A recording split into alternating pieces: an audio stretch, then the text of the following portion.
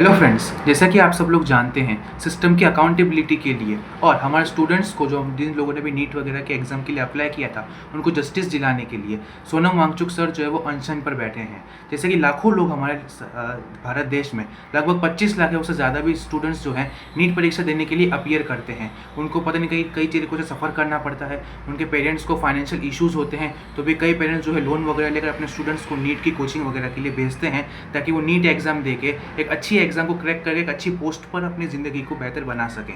लेकिन जब ऐसे पेपर्स लीक होते हैं, इतने बड़े बड़े एग्ज़ाम्स जो लीक होते हैं, तो इसके लिए सिस्टम के खिलाफ सवाल क्यों ना उठाया जाए। जब ऐसे एग्ज़ाम ही लीक होंगे, स्टूडेंट्स का भविष्य ऐसे दाव पर लगेगा, तो कैसे चलेगा, हमारा भारत देश कैसे आगे बढ़ेगा। तो इन्हीं को सपोर्ट करने के लिए सोनम वांगचुक सर जो इतने सारे दिनों से है ना अनशन पर बैठे हैं। और खाली यही नहीं, हमारे देश में हिमालय वगैरह और जैसे हमारे बहुत सारे और भी पर्वत है, उनकी माइनिंग की जा रही है, उनको खोदा जा रहा है डेवलपमेंट के नाम पर। लेकिन ये डेवलपमेंट नहीं है, ये हमारे ही देश का विनाश है। जो भी चीज़ नेचुरली हमारे पास अवेलेबल है वो किसी रीज़न की वजह से अवेलेबल है, और जब उसी का ही विनाश किया जाएगा तो आप समझ सकते हैं कि कैसा हमारे ऊपर प्रकोप आएगा। जैसे कई जगहों पर, भारत में ही नहीं विदेशों में भी डेवलपमेंट के नाम पर हमने नेचुरल रिसोर्सेज को कितना हार्म किया, जिसकी वजह से बाढ़ आना, ड्रॉट आना, ऐसे तरीके की प्रॉब्लम्स को लोगों को फेस करना पड़ा।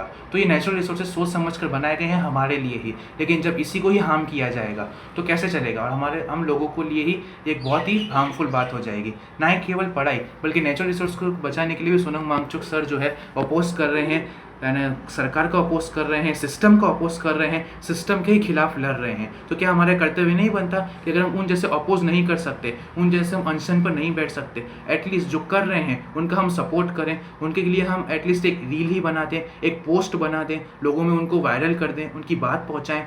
हम ही लोग हैं जो उनकी बात को सरकार तक पहुंचा सकते हैं। तो मेरा आपसे ये रिक्वेस्ट रहेगा कि आप उनकी बात को सरकार तक पहुंचाएं और सोनम वांगचुक सर को न्याय दिलाएं और हमारे देश को जो है एक अच्छे और काबिल लोगों को सीट पर बिठाएं। Thank you. सरकार सोनम वांगचुक सर से बात तक करने को तैयार नहीं है। जब बात ही नहीं करे तो उन्हें सपोर्ट करने की कहाँ से बात आ गई। अगर आपको लग रहा है कि मैं सही बात कह रहा हूँ, आप मेरे साथ हैं कि मैं सही बात बोल रहा हूँ, उनके सपोर्ट में बोल रहा हूँ, तो आप भी जो एक एटलीस्ट एक रील या एक पोस्ट बनाकर सोशल मीडिया पर वायरल करें और उनको समर्थन दें। जितना भी आपसे प्रयास हो सके उतना उनको हेल्प करें और कमेंट में सोनम वांगचुक सर को टैग करना भूलें ना। Thank you.